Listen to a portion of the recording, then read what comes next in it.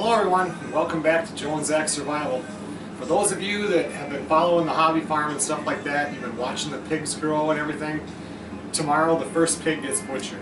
Today I was out there setting up a four-wheeler with a cable and a chain and a tree and then a pulley and the cable coming down. So tomorrow I'm going to butcher the first one, and then it has to, after it gets skunned and gutted and halved, then it has to sit overnight and we'll cut it up the following day. But one thing that will be happening after all the pigs get done is I'm going to be making my own sausage. And I wanted to show you guys how I converted my hand grinder into a power grinder. And I mean, it was pretty simple and everything like that. I just wanted to show you a long time ago.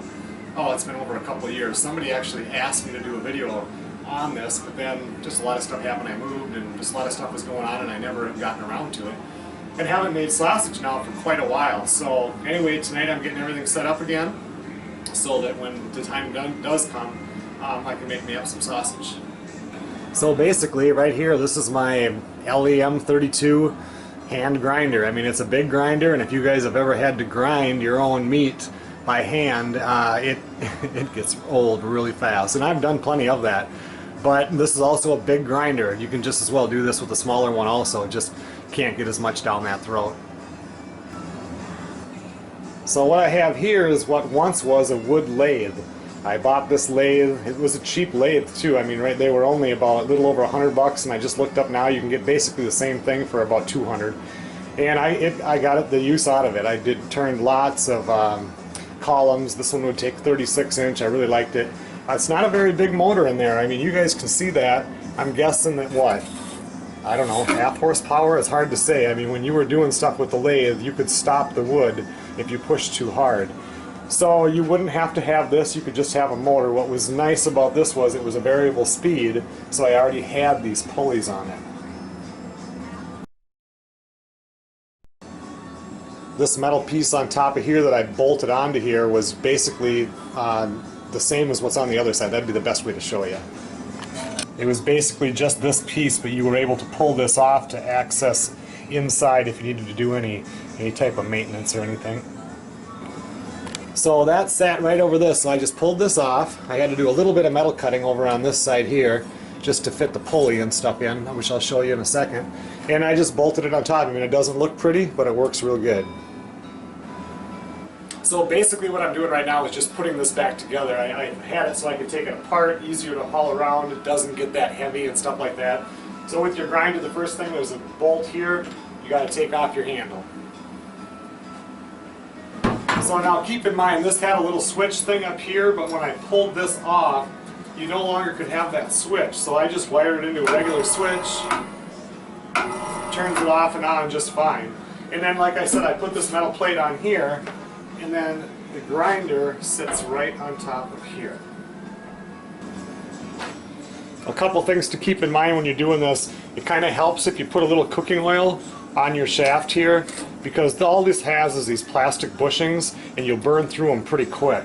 So I bought extras. They're super cheap. The problem is, sometimes of the year you can't get these from this company. You got to wait till they come in. They ship them in like twice a year, so buy 5, you know, so you've got enough of them. But anyway, I got a nice new bushing in there because my other one was all burned out. The pulley that I use on here, again, was just something I had sitting around here, which was an old used 5 horsepower gas air compressor. You can see right here it was just one of these kind of air compressors, and the big pulley, which is on the compressor part itself, is what I used. One thing with this is, I mean, it's not really, doesn't have that much torque or anything. I mean, just think, you're just cranking it with your hand. This is doing it faster, and so you can use just about anything you can find if you get about that size, and you can fit it on that shaft. Okay, so then I just lined it up. I mean, it doesn't fit very far on the shaft, but it doesn't have to. I lined it up like this here. I wanted it to easily fit up with the smaller pulley down here. I want the bigger one up here, and then I just put that, lined it up with the belt, and then I drilled the 4 holes. You can see right here that when it was a lathe, this part here is where the pulley came out, and it was 4-speed, and and there was a 4 pulley deal up here that went the opposite way, big to small. So, but I just need 1 speed for this, so this works out pretty good.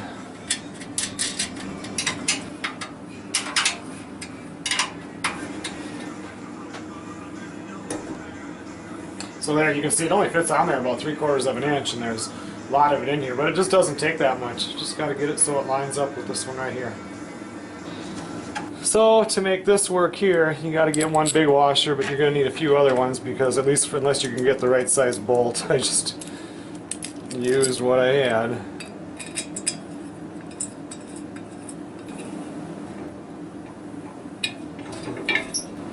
So now we just need to put the belt on. I mean, and that's something you're going to have to, if you have a belt at home that isn't being used, you could jack this up or do whatever you needed to do. And since you're probably not going to be using a lathe, you could just build it to the belt. It wouldn't matter. What was neat about this setup for me is that this motor is completely adjustable. Like this belt is a little bit tight, so but I can adjust it and move that motor up and down.